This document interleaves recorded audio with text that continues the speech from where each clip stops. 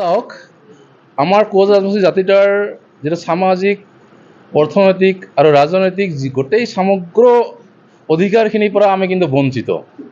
সেয়ে আমাৰ 32 বছৰ আগতেই সংগ্ৰাম আৰম্ভ কৰা আমাৰ KLO প্ৰধান জীৱন সিংহ মহাশয়, KLO কেন আমাৰ DL কোচ ডাঙৰীয়াই দীৰ্ঘদিনীয়া আন্দোলন কৰি আজিৰ এটা আলোচনা প্ৰক্ৰিয়াত আহিছে।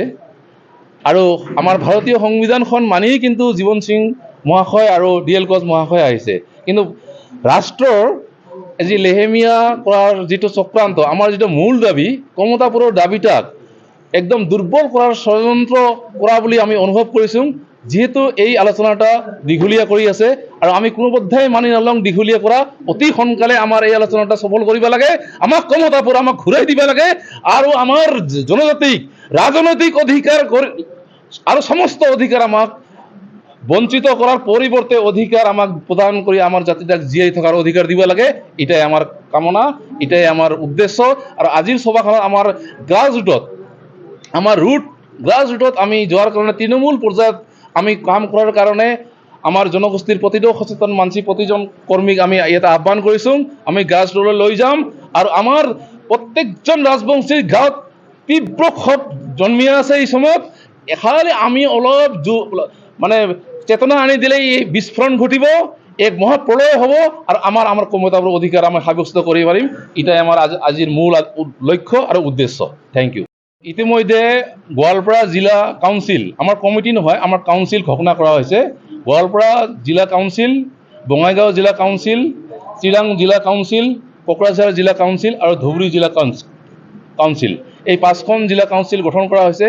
ইতিমধ্যে আমাৰ ধুবুৰী জিলাত আজি ব্লক কমিটি গঠন কৰি আছে বিলাসীপাৰাত, আৰু লগতে চিৰাং জিলাই 3খন ব্লক কাউন্সিল গঠন কৰিছে। আমাৰ বঙাইগাঁও ৰানিং হৈ আছে, কাম কৰি আছে। গোৱালপাৰাও ইতিমধ্যে ব্লক কাউন্সিল গঠন কৰিছে। মুঠতে লোৱাৰ আছাম আমাৰ সম্পূৰ্ণ হোৱাৰ দিশত অকল ভিলেজ আৰু আঞ্চলিক কাউন্সিলবিলাক গঠন কৰিব বাকী আছে। আৰু লগতে ইতিমধ্যে আপোনালোকক জনাই ভাল পাম, বিহাৰৰ পৰা আৰম্ভ কৰি বেংগলতো পূৰ্ণ গতিত আমাৰ KSDCৰ কাম চলি আছে আৰু পূৰ্ণ সহযোগ এক মহাপ্ৰলয়ন আমি আনিবলৈ সক্ষম হ'ম। আমাৰ কমতাপুৰ আমি উদ্ধাৰ কৰিব পাৰিম, এয়া আমাৰ নিশ্চিত বিশ্বাস। কাউন্সিলৰ কোকৰাঝাৰ জিলাৰ সাধাৰণ সভা, সেই সাধাৰণ সভাত আমি 6খন ব্লক কমিটিৰ আমি আলোচনা কৰিলোঁ। এই আলোচনাৰ মৰ্মে আমি প্ৰস্তাৱ গ্ৰহণ কৰিছোঁ যে আগন্তুক দিনত মানে গ্ৰাছ লেভেল পৰ্যন্ত কেনেকৈ ৰণকৌশল তৈয়াৰ কৰা যায়, এই হিচাপে আমি গভীৰভাৱে আলোচনা কৰিলোঁ। আৰু সেই আলোচনাৰ হিচাপে আমি সবেই দীৰ্ঘ প্ৰতিজ্ঞ হৈ কেনে মানে ঠিক ৰাখিলোঁ আৰু আগন্তুক দিনত এই ধৰণে কৰি কাম কৰি যাম। ধৰণৰ কমিটি গঠন হোৱা নাই। আমাৰ কোকৰাঝাৰ জিলাৰ কাউন্সিলৰ অন্তৰ্গত 6খন ব্লক কাউন্সিল প্ৰতিনিধিবৰ্গৰ লগত আমি মত বিনিময় কৰিলোঁ। আৰু আমাৰ মত বিনিময়ৰ মূল বিষয়বস্তু আছিল আমাৰ জীৱন সিংহ DL কোচ ডাঙৰীয়া যি নেকি 32 বছৰীয়া টেগ, সেই টেগ যদি 1% ইফাল সিফাল হ'ব নোৱাৰে, লাগিলে আমি মৰিম তথাপিও যাতে 1% টেগ ইফাল হ'ব নোৱাৰে, এইটো আমি দৃঢ় প্ৰতিজ্ঞা হিচাপে লৈ কেনে আগন্তুক দিনত কাম কৰিম বুলি আমি সবাই প্ৰতিজ্ঞাবদ্ধ হ'লোঁ। আপোনালোকৰ জৰিয়তে এইখিনি ৰাইজক জনাব খোজোঁ, আমাৰ যি KLOৰ জীৱন সিং ডাঙৰীয়াৰ নেতৃত্ব আৰু KLO কেন DL কোচ ডাঙৰীয়াৰ নেতৃত্বত যি সংগঠন আমাৰ আন্দোলন চলি আছিল, আৰু ইতিমধ্যে চৰকাৰৰ আমন্ত্ৰণ ক্ৰমে তেওঁলোকে চৰকাৰৰ লগত আহি এক আলোচনাত জড়িত হৈছে। আমি ইহঁতক ধন্যবাদ জনাইছোঁ, ৱেলকাম জনাইছোঁ। আৰু চৰকাৰকো আমি আহ্বান জনাওঁ যে খুব কম দিনৰ ভিতৰত, কম সময়ৰ ভিতৰত যাতে আমাৰ এই যি সমস্যা KLOৰ যি দাবী, এই দাবীখিনি যাতে চৰকাৰে মানি লয়।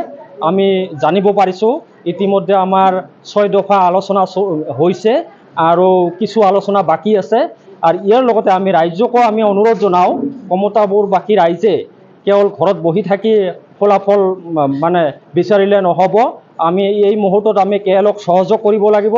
সেইকাৰণে আমি ৰাইজক আপোনালোকৰ জৰিয়তে অনুৰোধ জনাওঁ, আহ্বান জনাওঁ যে KLOৰ আমাৰ যি শক্তিশালী নেতা জীৱন সিং ডাঙৰীয়া আৰু KLO কেন DL কোচ ডাঙৰীয়াই যি 32 বছৰ সংগ্ৰাম কৰিছে আমাৰ জাতিৰ স্বাৰ্থত, কমতাপুৰৰ স্বাৰ্থত, দেশৰ স্বাৰ্থত, সেইকাৰণে যাতে ইহঁতৰ আদৰ্শ যি ত্যাগৰ বিনিময় যাতে কোনো পথে যাতে নষ্ট নহয়, আমি যাতে সেইখিনি চৰকাৰৰ পৰা আদায় কৰিব পাৰোঁ, সেইকাৰণে আমাৰ কমতাপুৰবাসী ৰাইজক কোনো এজন মানে মানুহ যাতে বাদ পৰিব নালাগে, সকলো ৰাইজে শিল দল ভাঙি আহি আমাৰ যি KSDCৰ যি উদ্দেশ্য লক্ষ্য, KLৰ আহ্বান ক্ৰমে আমাক দায়িত্ব যি দিছিল, তেওঁলোকৰ নিৰ্দেশ মৰ্মে আমি যি কাৰ্যসূচী ল'ম, সকলো কাৰ্যসূচীত যাতে আমাৰ ৰাইজে পূৰ্ণ সহযোগ কৰি আমাৰ যি KLৰ আলোচনা যাতে খুব ক্ষীপ্ৰতাৰে আগবাঢ়ি যায় আৰু আমি খুব কম দিনৰ ভিতৰত যাতে ফলাফল আমি লাভ কৰিবলৈ সক্ষম হওঁ,